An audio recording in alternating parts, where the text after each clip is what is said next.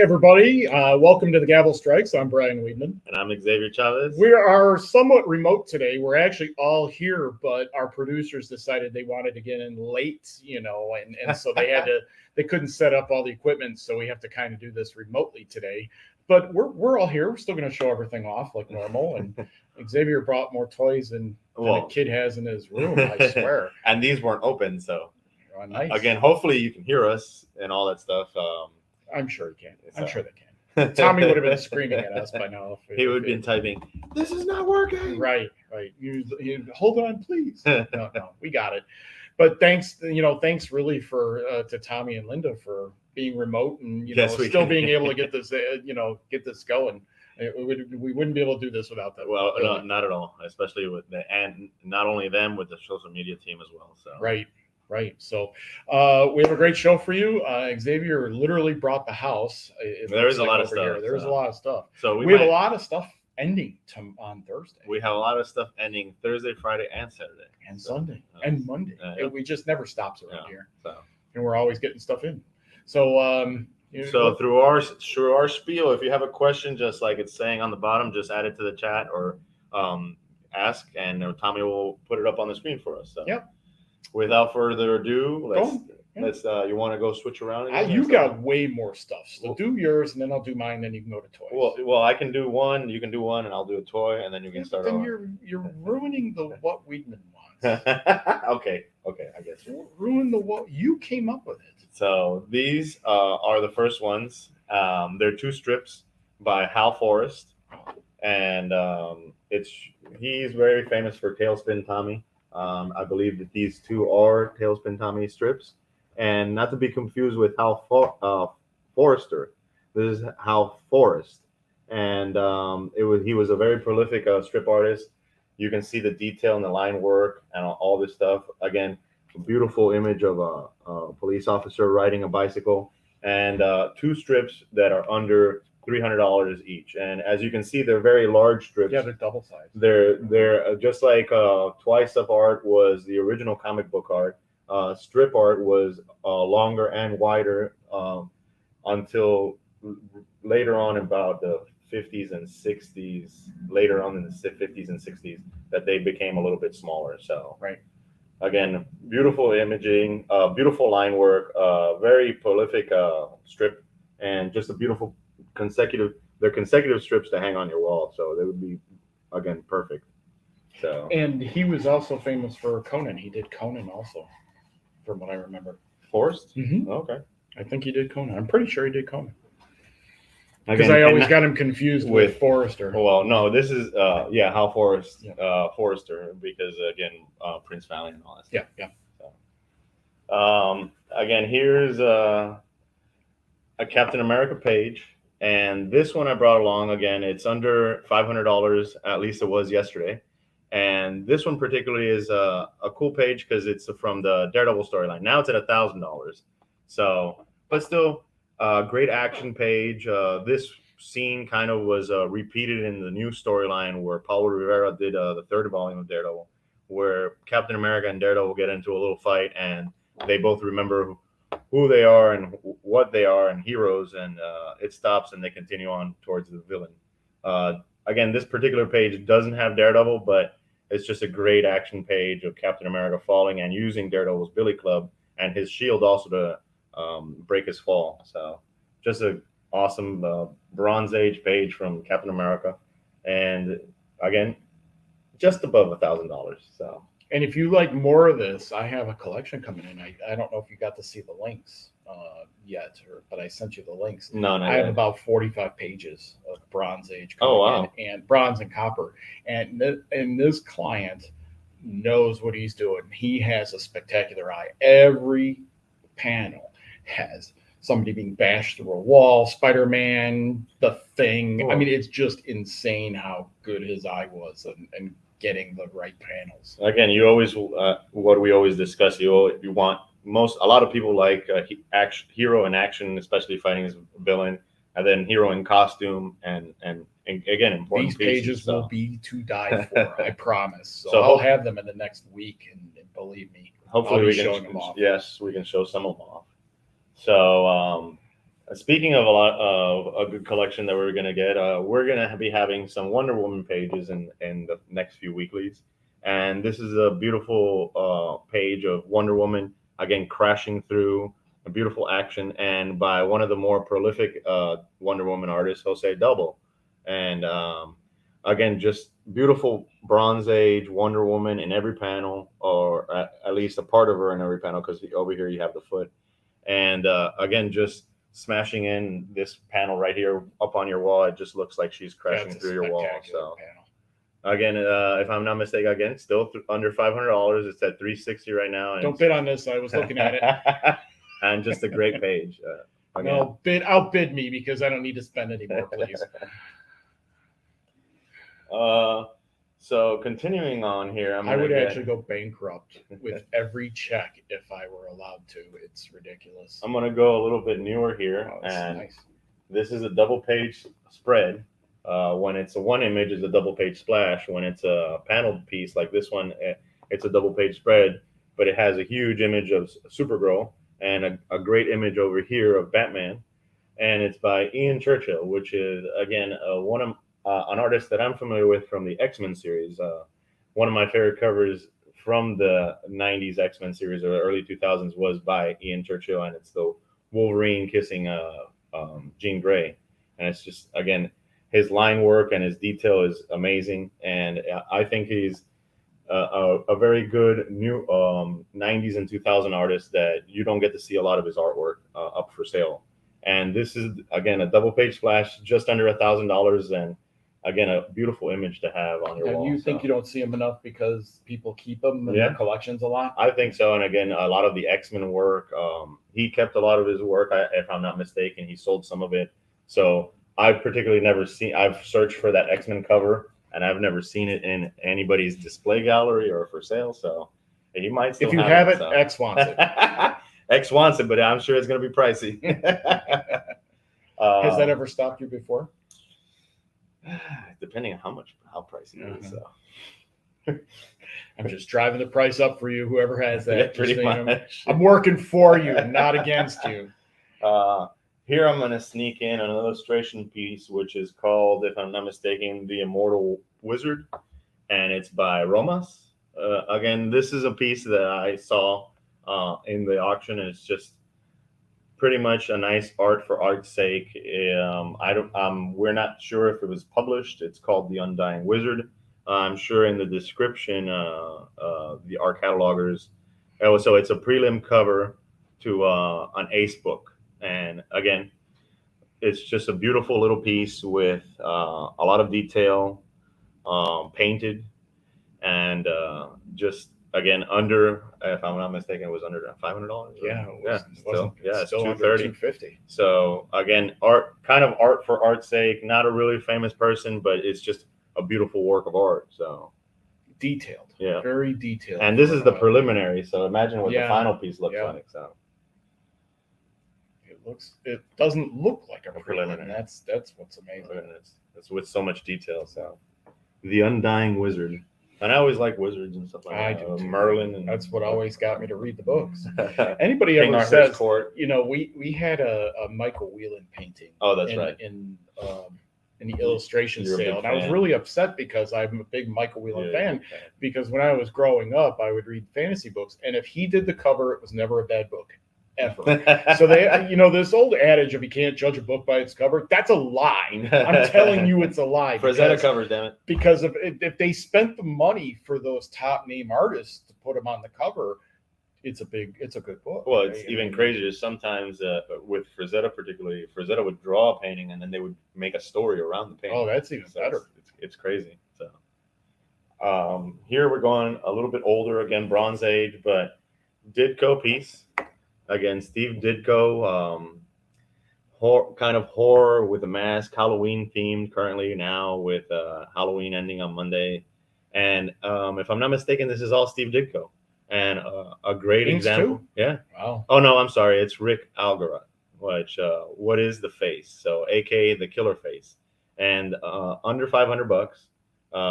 It's very Ditko, you can tell, with the imaging and stuff like that. And just a great example of a little bit of a horror piece. And everybody wants Ditko. Yeah. Listen, if you want Ditko, if you want an example, if you under have $1,000 right now, if you have $100,000 to spend on a Spider-Man piece, Great. yeah, great. But this again, under $1,000 for a great 6-panel piece that has the main character in it pretty much in every panel. So, beautiful piece by a very famous artist. Somebody's out in the parking lot right across from us, and they have a horse trailer. So I was wondering if they were going to feed their horses while we were here. That horse trailer is probably full of collectibles. Ooh, even better, comic books. That's funny. I don't know about Sorry, that many comics. Don't mind us.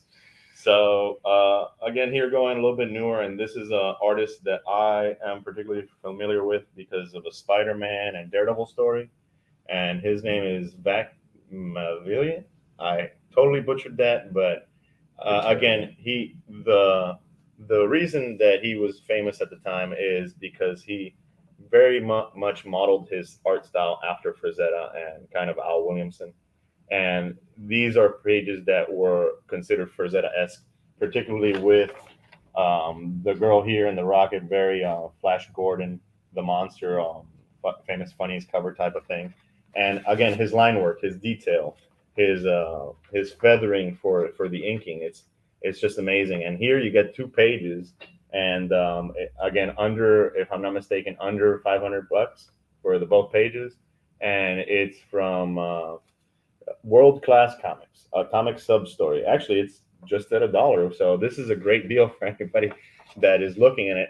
Again, I don't know if people have noticed, but there is 2 pages in this slot. So, and he was he didn't do a lot of work. He did some miniseries and one shots, and you can see he's very sought after by certain collectors, and it's because of his art style and line work, very very reminiscent of Frank Frazetta. Not just Frazetta, but it looks a little bit like Stevens too, Dave Stevens. Yeah, again, but a lot of those artists took from each other. Again, Mm-hmm. So they were influenced by each other. So. That's really cool. The last piece that I have here is a Metamorpho twice a page from the Silver Age. I saw this one. This is a really cool page. And this one's by Joe Orlando. Again, very prolific EC artist. He was head of DC at a certain point, and just a beautiful. If you love Metamorpho, again, a cool character that. Even if you don't, because it's DC, it's not nearly. If this were a Marvel page, this would be in the $5,000. Yeah. So again, great panel up here of Metamorpho in full action. Him in every pretty much panel going back and forth, and it's from early issue of Metamorpho 5. So just a great piece to be able to have. And a great example of Joe Orlando's artwork outside of EC art. So, I seriously, guys, if you can only imagine what that would be like if it was a Marvel book versus DC, the prices are so skewed right now. Oh yeah, it's absolutely unbelievable. Again, that's why I'm showing a lot of strip art and a lot of DC art, as particularly or independent stuff, because again, Marvel is kind of right now the top echelon of every collector's wants because of the movies, because of all the TV series, Disney. They've done a very good job of marketing and putting that into the pop culture of this generation. But DC is also up there. And think about that. DC has been around since 1939, so you can't really count them out at some point. And you now would think they'd be able to get it together. Well, did you hear the news recently with all the animation and DC movies and shows? Mm. James Gunn is in charge of everything. Oh yes, I did hear that. So that is a very good news for as long as they pretty much listen to him. Right, that's the problem. So, and again, if I heard Black Adam was really good. I mean, that whole Shazam franchise has been great, I think, and that could be the start of DC pretty much competing with Marvel and we thought Disney. That with Wonder Woman, and then 1984 came out. But again, these are pieces. If I was collecting right now, particularly more like I was collecting 10 years ago, instead of just focusing on Daredevil, I would be buying a lot of these. Yes. DC title splashes, DC half splashes, because again, they're characters just as famous as any Marvel character. Especially, I'm a big Flash fan. Again, I always liked Black Adam. Gary Frank did that backstory in Justice League when New 52, and I would love to have gotten one of those pages, but those all sold out before I can even email his rep. So yeah, and mine's always been Green Lantern. So yeah, again, there's a lot. Gil Kane doing a lot of that artwork. It's just amazing. And then there's characters like Metamorpho that is cool characters. Old Plastic Man to me is interesting and stuff like that. So there's a lot of different characters that, especially DC has that. There's a lot of pages out there that you can get really nice art like this Metamorpho page. So, yeah. Well, good. So we're going to go on to what would Wiedman want. We're going to move on to my little stint here, and then we'll go back to Xavier. So we have a lot of, like I had mentioned, we have a lot of auctions ending this weekend, this week, Thursday and Friday, especially with the pre-code horror auction. Then Thursday is the coming out auction also. Yes. And then what's Saturday? You said Saturday. Saturday is the toy auction. Oh, there's a toy auction. Yeah. Okay, we'll get to those on Saturday. I didn't know that was Saturday already. Yeah. My God, I love Skeletor. And then Sunday and Monday is our weekly auction. I mean, it just never seemed to end here. And then tonight is the art, and then trading cards is tomorrow. No, trading cards is tonight. Is art. Tonight is art and animation. Yeah. I mean, it's just amazing the amount of stuff that has been coming in and going out and everything. But I wanted to focus on the pre-code horror, and these 3 books are in them. But the main reason I wanted to focus on them is kind of the same genre and the same theme. A lot of people collect skull covers. They collect skeletons. I'm a big skeleton fan. But these 3 covers are in this auction. And one of them I had never seen before, and it was the one that Xavier sold them. This magazine is haunted, number 14. I have never seen that cover before, but it's a great flaming skeleton cover. The Mysterious Adventures 13 has a great skull cover that's very, very sought after, and then the Strange Mysteries 12 is one that kind of flies under the radar until it comes up, and then everybody wants it.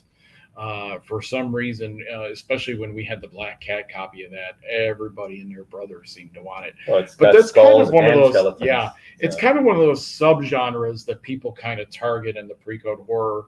Are either the skull covers or the skeleton covers. Bondage. Mysterious Adventures in general has almost every issue in the title has a great skeleton cover.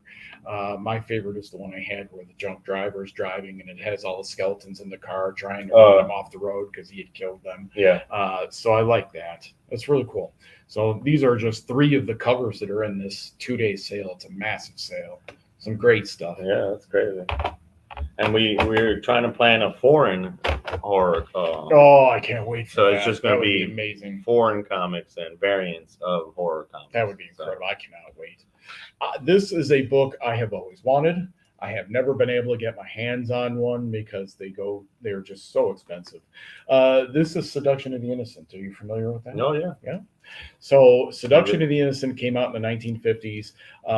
This guy back here, the guy that was directly related to the downfall of comics, Dr. Wortham, doctored his research. I cannot say that enough, how much that just annoys me. Doctored his research. 250 publishers at the time this started, down to 5. Seduction of the Innocent details the downfall, or it was the downfall of society, juvenile delinquency especially, was all because of comic books. Comic books and cartoons. Yeah, it was mostly comics with him. Yeah. Parade of Pleasure was the whole media, so it was movies and comics and animation. But this book is very sought after by the comic community because of what it did to the comic book community. It's historical. It's very historically important. But I've always wanted one. Now, some of them have the bibliography notes. Those are the really valuable ones. Yeah. Those are the ones that detail each and every book. Those were ripped out because he was afraid of getting sued by the comic companies. Because he obviously did this without their permission. Yes. But this directly led to the juvenile delinquency, the Senate hearings on juvenile delinquency. And so it made it all the way up to the politics of it. And we had book burnings in America because of it. We had a whole bunch of this stuff, which is why 1950 to 1955 books are so very rare compared to even 1940s books. Again, like you said, the trials. William Gaines from EC had Yeah. to go and actually talk on defending comics. So Yeah, very interesting history, especially if you can read the court transcriptions, which yes, are online. you can read those. I have read them. It took me about 5 minutes before I lost my mind. Had to stop. I got so upset because it's clearly false. Yeah. Let's just say, in very nice terms, it's clearly doctored. And it was a witch hunt, and witch hunt in real terms of they were looking for a scapegoat to find out instead of, hey, look, parent your kids. Yes. Parent your kids. That's all I can say. So on to let's segue into this one. We're going to segue into one that wasn't censored. Betty and Me 16. And a lot of Archies. And a lot of Archies. I'm amazed. Or the Alf. I'm surprised the Alf one didn't get censored. The Alf 48. Yes. We don't have one of those currently. But we do have. I'm getting a reflection. I'm gonna cut the reflection out here. I don't know if you can. I think it's because of this. Yeah, there you go. That helped a little. Great. Thank you. Thanks, Tommy. But this is the infamous beat off cover. There's a innuendo obviously here. If you can read the it. title. And so Archie was very famous for that. Yes. My personal favorite, I own one of these, but not nearly a 9.0 grade. My personal favorite is Archie 48. And it's got Betty, and they're at the soda shop, and they're going to share a shake. And he goes, "Hey, Betty, you want a spoon?" She goes, "Yes, I'll pick me up at 8 o'clock." I love those innuendo covers. I think they're really clever. The double entendres. Again, there's one that I like that they're playing baseball, and it's pretty much saying that homer. Archie's the only one that can score with Veronica. Yeah. So. But this book specifically is very, very, very hard to get at high grade. This is a 9.0. I think the highest grade is a 9.4. So if you want a nice high grade of this book, this is probably what you would want. These books, I have a 5 to a 5.5. Mine's not nearly as nice because they were not Archie more than most were just kids books. I know collectors that buy multiple of these. So I know one collector finding a higher grade. So, there is a 9.4, but there aren't many. What's the census on it? They buy it up. There's several collectors that buy all copies when they see them. I'm sorry, 9.2 is the highest grade. There are only 2 higher graded copies and only 4 in 9.0. So I misspoke. There's only a 9.2. That book is tough to get in high grade. So if you want that book, you better be prepared to pay for it because it is not easy to find, especially in that grade. Yeah. And there's only 100 on the census, even more so. 109. That was rare. Yeah. That's pretty low for a 1968. I brought this because I used to own one. This is a really neat book. So Captain Britons were made with no slick cover. They were all paper. And they're a British publication. What's the publication? Well, it's Marvel Comics, but it was made in Britain. You can see by the pens. Marvel had an imprint, and then they would do. That was another thing. They had UK specific heroes, which later transferred. Which Captain Britain was, especially in Excalibur. He came over in Excalibur, which is why I had a fascination with him. I liked him because I liked him in Excalibur. But this is his first appearance. And the first appearance comes with a you can see on here the mask, and the mask is usually missing a lot of times on these. So a 9.6 with the mask is pretty darn good. That's very good. And again, that was apparently a thing that was done a few times in British publications because very famous Albino One, I'm sorry, which is one of the oldest publications in England. That also came with a mask, and there's apparently only one of those known to exist with a mask. That's from the 40s, though, isn't it? Yep. Yeah. Actually, it might be late 30s. Oh wow! So the first 6 or 7 of these definitely have something with it. Like I know 2 does. I think 3 does, but most of them came with something. But 7 is the first appearance of Psylocke. Yes. who is His sister. Yes. So And thought that was really cool. and a very big X-Men character. Very huge X-Men character now. So that would be a good one. To me, first appearances, you can never go wrong. And then I brought Atomic Comics #1. And this is just a classic cover because it's somewhat of a rip-off of Detective Comics 1. And just one of those that I don't see too often. I saw one a bunch of years ago. And actually, the funny story about that is the one I saw a bunch of years ago, our boss Lon was the one buying it. This was 20 something years ago. I've probably only seen one or two in that time frame since then. And it's a rare book. And it doesn't come out. And it's a treasure cover. And it's a treasure cover. So and one that's on his list. We're not even arguing about it, which is amazing because usually I'm arguing with him because he's like, no, there's not a treasure cover. That's a treasure cover. He's pulling out pearls. Yeah. So I this is a great book. Yeah. But that book it's $90, but this early in the week. Just so you know, that book will not stay. No, what is the census? That it is not a common book. I'm curious as to what the census is on that one.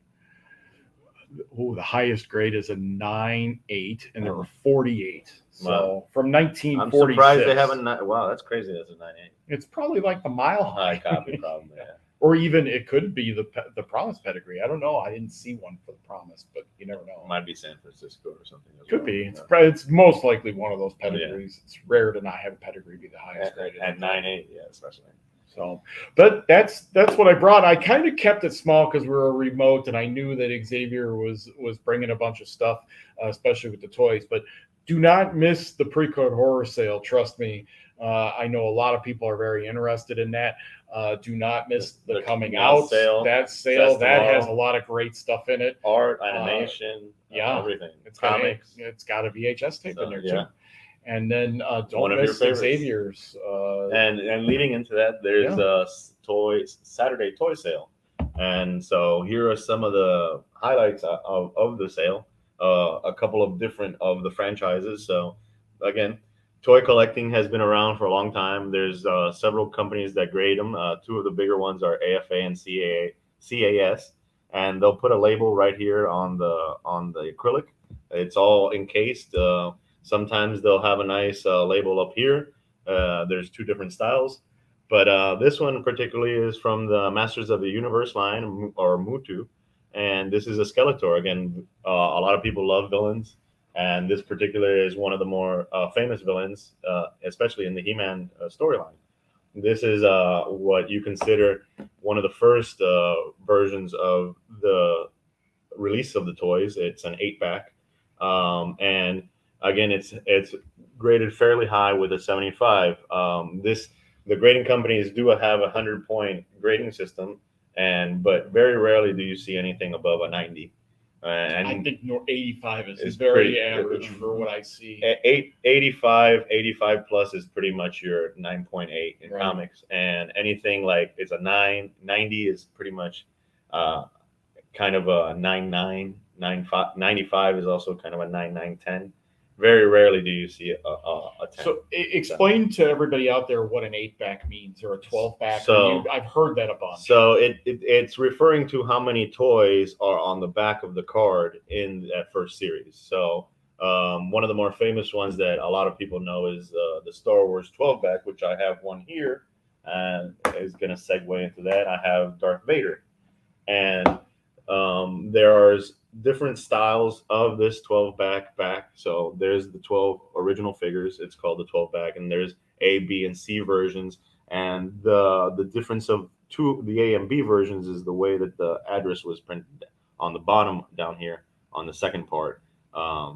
So this is an A back where you can see the send proof of purchase is on here, and then it's the address. This would be together in a B back. And again, it's Vader. We're going with villains kind of as a start here, and they're always very popular. And this Vader is a 75. And again, it's very high grade for this figure, pretty much. 80, 85 is kind of the highest ones that you'll see.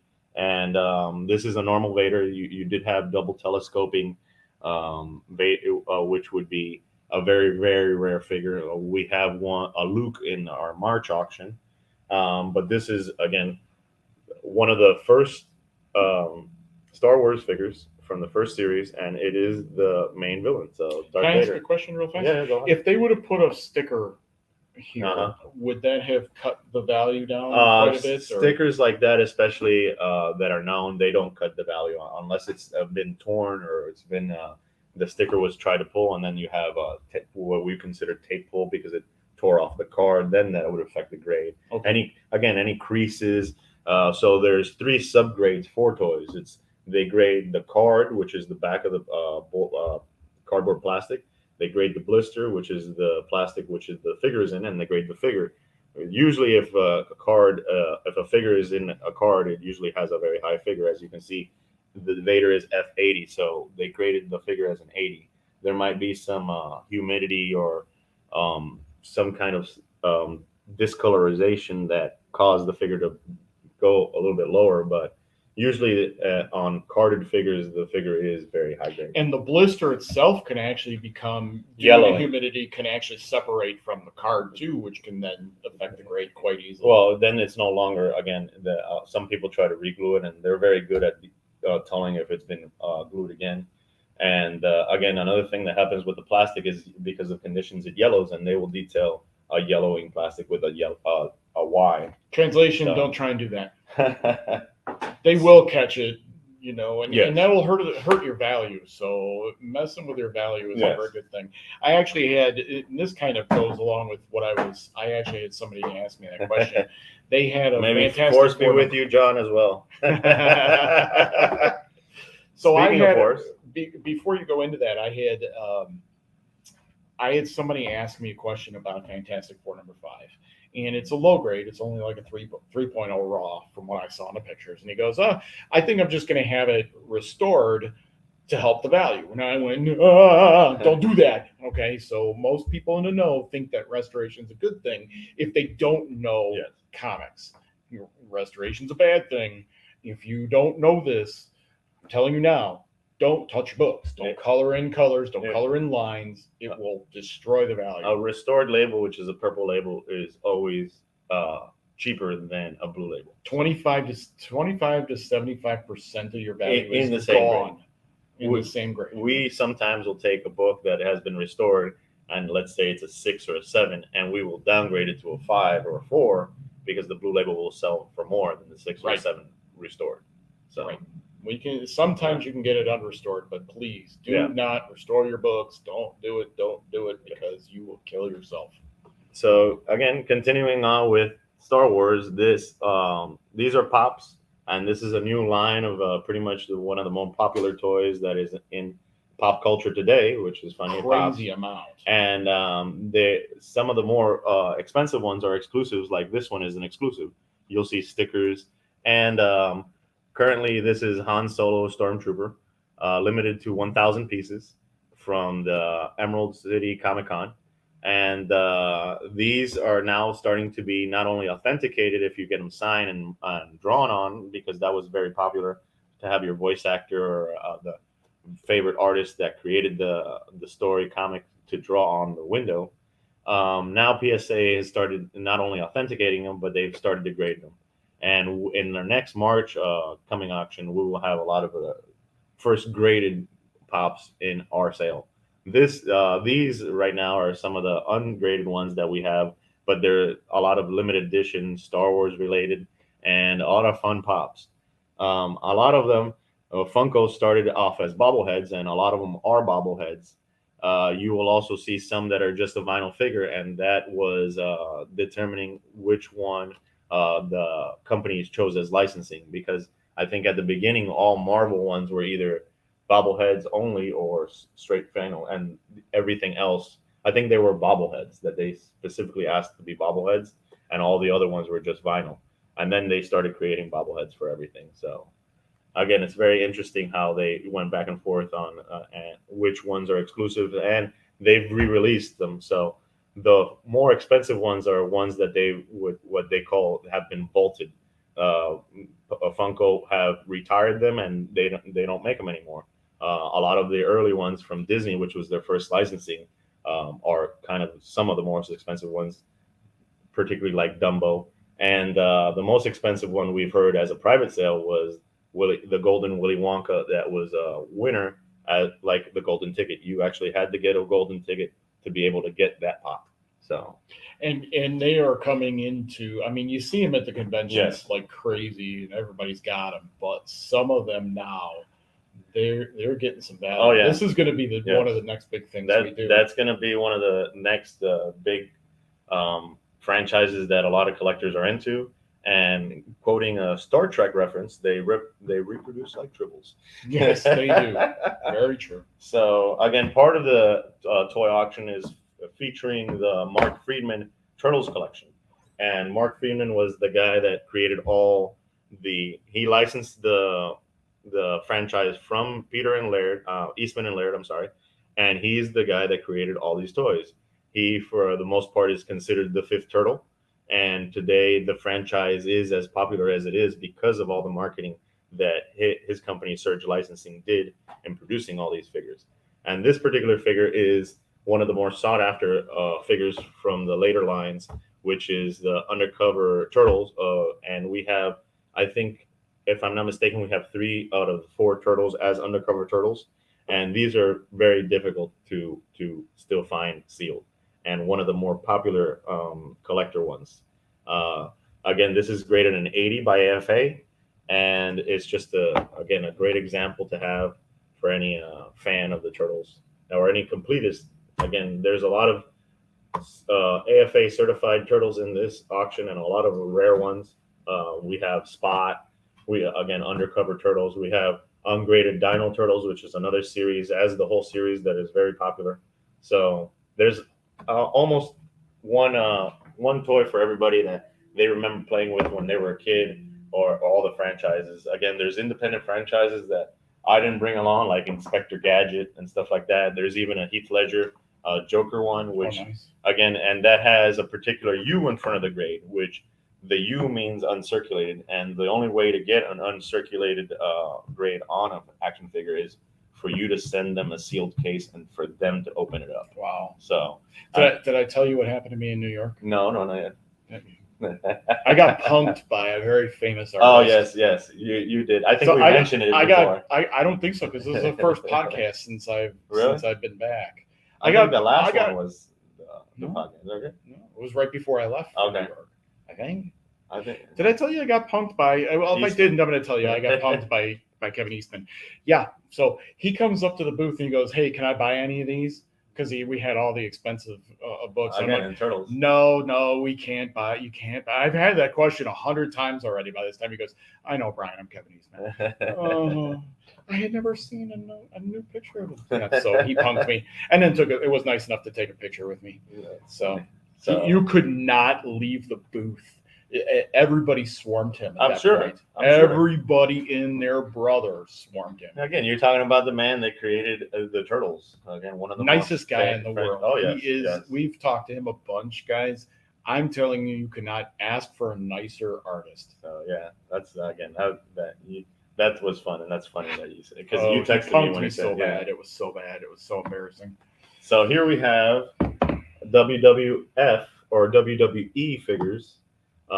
Again, the World Wrestling Federation had to change to a World Wrestling Entertainment because of the World Wildlife Foundation.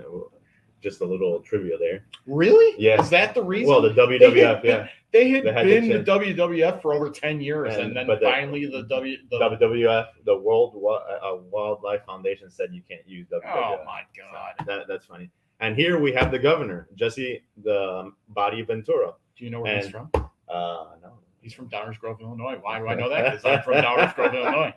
So here we have the governor still in his original packaging, and these wrestling Lin figures are really sought after. LGN figures. They're really sought after, especially still in their packaging. This was really popular in the 80s with a lot of kids.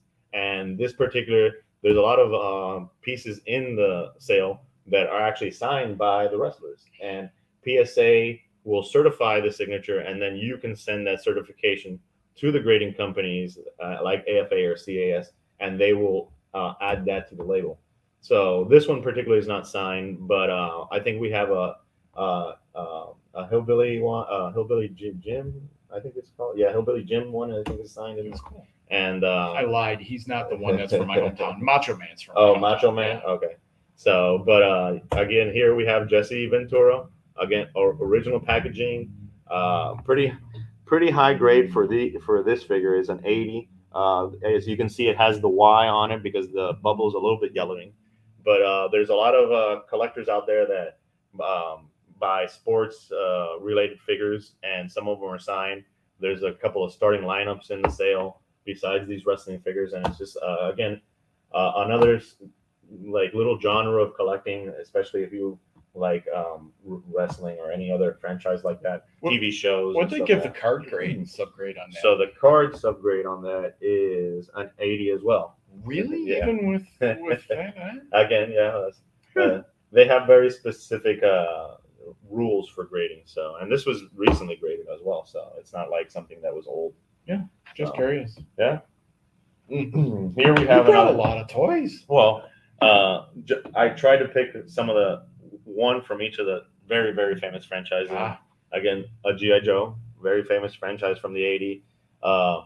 Cartoon created to sell toys pretty much by Hasbro back in the 80s. And this is one of the more popular figures, of course. Snake Eyes, the silent G.I. Joe. Very famous comic as well, the silent issue. And this particular piece is, again, his first rendition of the toy was an 11 back. This one is, I'm not going to stand in there and count, but this one's a 36 back. And another thing is these cards, as you can see the detail on this card, this one particularly is gray. The gray backs were the second version of the G.I. Joes. If you have what's called a peach back, which is a peach color or khaki color, those are the first line of toys. So just a little tidbits to know when you're looking at a figure that's still sealed, because it does make a lot of a difference in price. On 11 backs, straight arms, Snake Eyes, we once sold for $26,000 in 2001.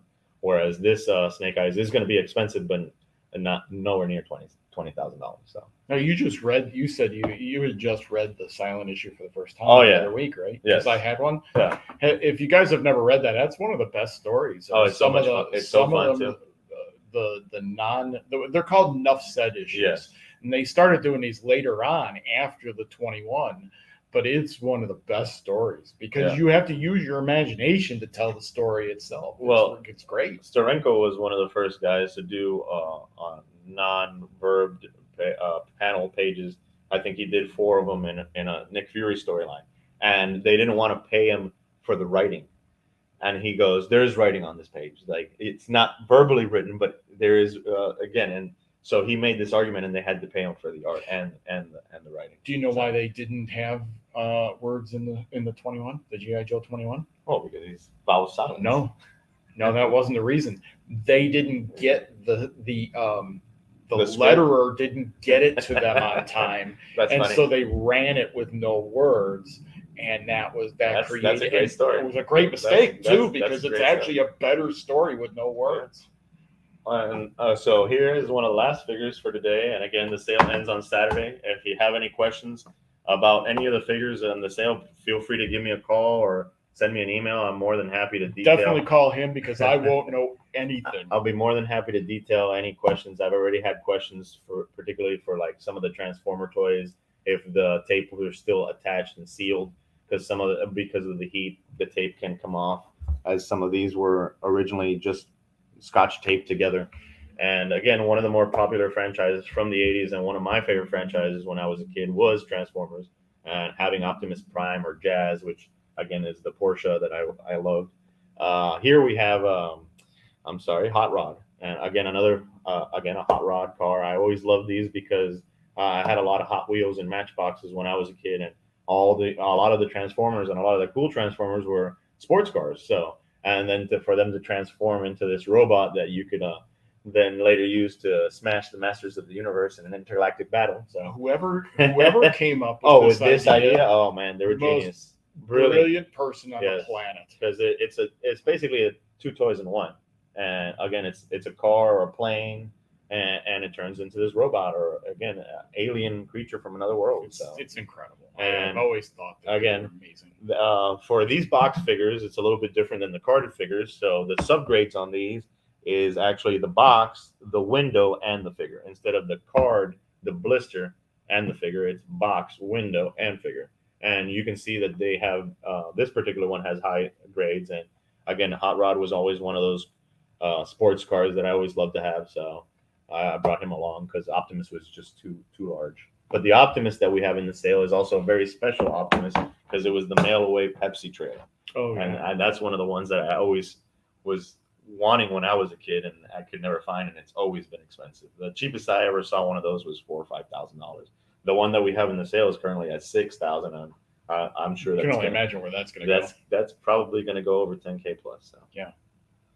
So that was some great stuff. I don't know anything about toys. I always, with me, I rarely had them because I would rather read a comic book. Yeah. So I didn't play. I did have some original Star Wars toys, but that was about it. I was only a few. I was spoiled. My buddy Ghostbusters said toys, all that stuff. My buddy said he buried all his in the backyard. He probably, if you go there now, they're probably still buried in the backyard. Again, I had a lot of GI Joes. The bodies would snap because they were attached by a rubber band. So it's just like it was a lot of fun, and that's the thing. Toys are a universal thing. Like everybody, like every kid has had a toy, whether it's like a stick and a rock or something as complicated as a transformer. Right. I mean, there is a nostalgia base to it. There's TV shows, movies that were created after them, especially Transformers. And the parents are just trying to shut you up. Yeah, keep you entertained. So that had a lot to do with it too. Use your imagination. Yeah. And again, on the Transformers, does that sticker hurt at all whatsoever? No, not. What if they would have put it on the window? Again, it depends on their grading system. If it's intrusive or if it's just like a video game or anything like that. If they would have put this sticker on his face, it would probably not taken off the grade, but for a collector, it might have been a lot less. I'll buy it for $11.99. And that was possible. That was the discount price from $16.99. Right? So I'll buy it at $16.99. You sold me. I'll give you $20. Auction. And that's where it is. Again, these all end on Saturday. If anybody has any questions about them, always feel free to drop me a line or send me an email, and I'd be more than happy to go over any toy questions you have. And if anybody has any questions on art or comics, you can contact either of us. That's what we're here for. We actually, in most recent, as of the last episode, we had somebody contact us. And that's what we're here for. Yeah. We're here to help you answer any questions, answer questions, and help you through the process of your collection. Once again, thank you very much for joining us. Thank you for listening to us rattle off weeks at a time. We do as best we can for you guys. We like showing this stuff off to you because it might not be stuff you see all the time, but there's also history behind it, which is why we like to do it, especially with like Seduction of the Innocent, toys, artwork, comics. We love doing this stuff. Yeah, it's fun. Not even really a job, to be honest with you, although we do a lot of work. It's hard to say, I hate my job. No, I don't. It's too fun. Yeah. So, but thank you very much for joining us. I am Brian Wiedman. And I'm Xavier Chavez. We will see you in 2 weeks for the Gavel Strikes. Yes. And if you are in Baltimore, I will be there starting tomorrow. And I'll be there this weekend. And in 2 weeks, we'll have, instead of a toy special, we're going to have our foreign comic special. Oh, that is going to be that is such a good. I cannot wait. So it's a great show or great. I can't wait for that genre to blow up. It's like really toys. Awesome. Again, all these genres. It's like toys or skulls or treasures. So every person has their little subcategory that they can go and collect. So absolutely. All right. We will see you in 2 weeks. Thank you very much. Have a good one. Take care, guys. Bye-bye.